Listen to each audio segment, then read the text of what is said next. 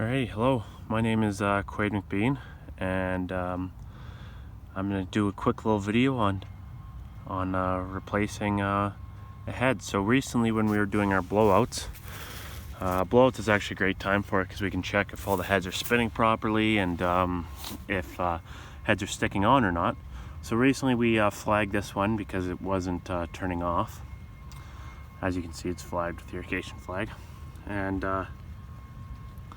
this head does take priority because we want it up and going for next spring when we pressure up the system, and it is right next to a pond. So say this does stick on, it'll pump a lot of water, close to 60 gallons a minute out, and if it's stuck on for 4 or 5 hours through the night in the spring, that can cause a lot of damage and erosion into our waterways or through our fairway, and we don't want that. So there's a quick little video on how we're going to go through and replace it. Alrighty, now that we got the head dug up and exposed all the way down to the swing joint, the bottom of the base there, what I just did is I unconnected the solenoid that are spliced right there, and the solenoid, hard to see, but it connects right there. It screws on. What we do here at Lakeside is a little different than most golf courses. Is we actually have a set of about probably 6 or 7 heads that are already rebuilt in the pump house.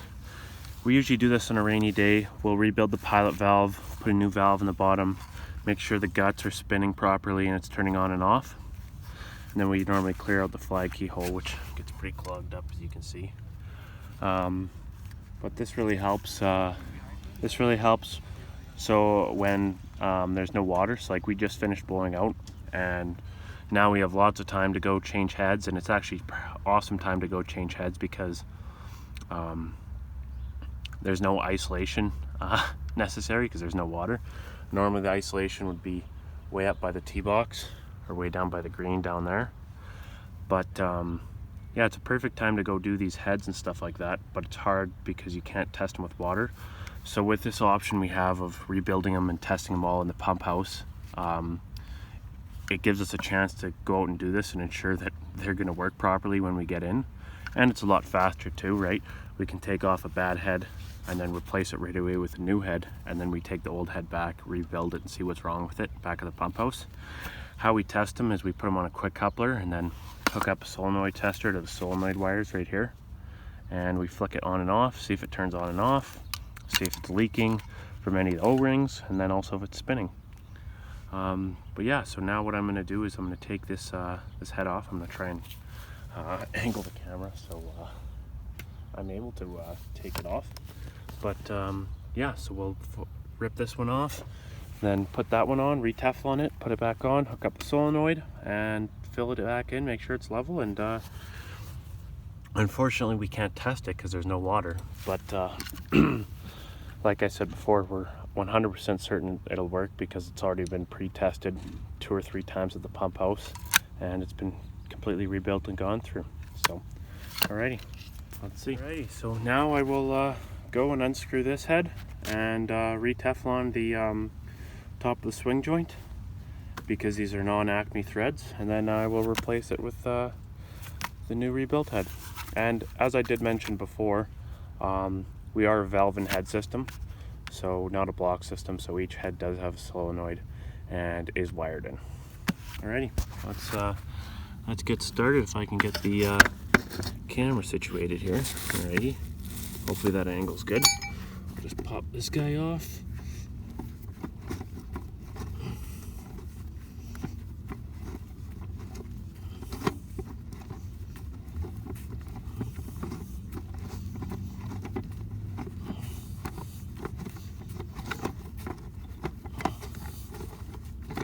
Alrighty, here's the old head.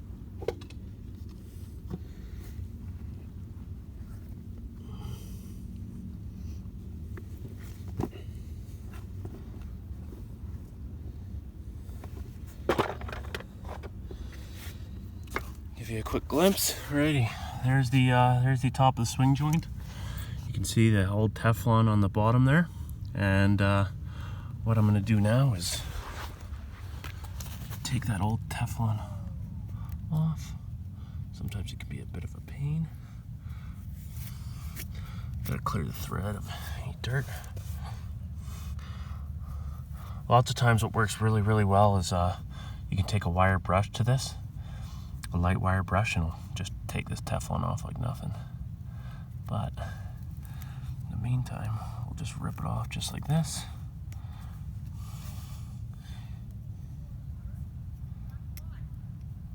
Alrighty.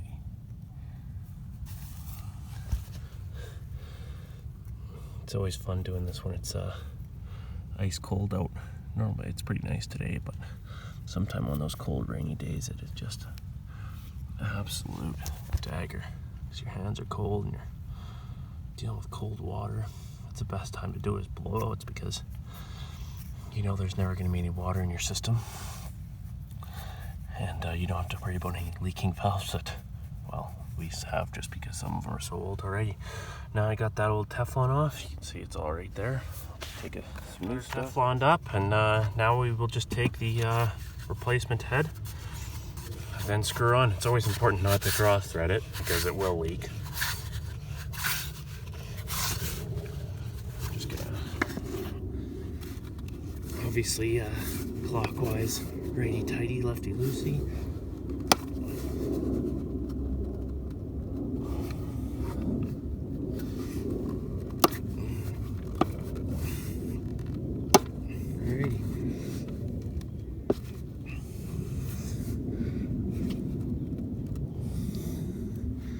Alrighty, now that we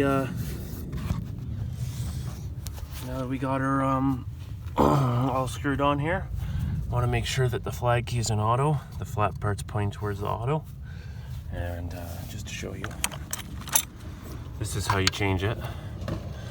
Auto, that's if you want it on, and then point the flag key to the off position. So we want it kept in auto, so it's good to go for next spring. I got the solenoid on, and now I just finished stripping all the wire. When stripping wire, you want to make sure you have a lot of room to work with, and then you have all the copper exposed, so it's easy to splice. What we're going to use is these two DIY Morettes, and then DBY Morettes, sorry, and then they go in this waterproof casing, and then this casing actually, it's pretty cool.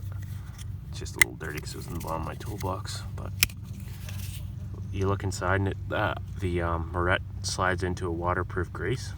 Then you can bury the head and not worry about water getting into your contact. So what I'm going to do now is get all these spliced together. When splicing them, you want to make sure that you're going the right wires to the right wires. So you can see these two. This is a white wire. See the white right at the tip, as well as this one. And then this here is our black. It's hard to see, but that's our black. And then we will wire the white to white with one of the solenoid wires, and then the black to one of the solenoid wires. Moret cap's on. It's time to put the waterproof casing over it.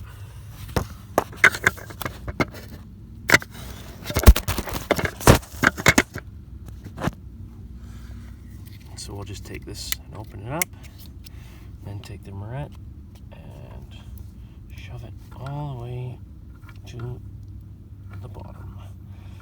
Usually you'll get a bit of grease squirting out of the top. That's pretty good. That's when you know it's in all the way. And then one wire goes out to the side like this, and the other two go this. And then you close it till it clicks. Sometimes you have to be a little forceful with it. I hear that click. That's when you know it's good. And we'll do the same with the other one, and then the next step is to make sure the head's level when you're filling it back in. And yeah, and then you can put the sod around it and make sure it's level, and alrighty. Now we got the head filled back in and leveled and stuff, and it's all fixed up for next spring. Now it's great to get this stuff out of the way, because we know next spring this head won't stick on, and when we fire up the system, and we can be confident when we water through the night that it won't stick on and cause damage to the course by eroding, or you know, absolutely drenching the fairway, and maybe taking out some chemical applications with it, leaching into our ponds or whatnot. So now we can successfully be confident watering and watering right. You know, we're not wasting water, we're not overwatering this area. It'll be just the right amount of water that's calculated, and whether it's 8 minutes, 10 minutes, 12 minutes, whatever it is, we can be confident that this head will perform correctly and to the right standards. So just with a little fix like that, we can help eliminate things like erosion or leaching, whatnot, adding too much water onto the fairway and it flowing into our ponds or our swales or anything like that, right? So that's just one of the ways to help with you know, erosion management and you know, helping manage our waterways, ensure they stay healthy for a long time. All right, thanks for watching.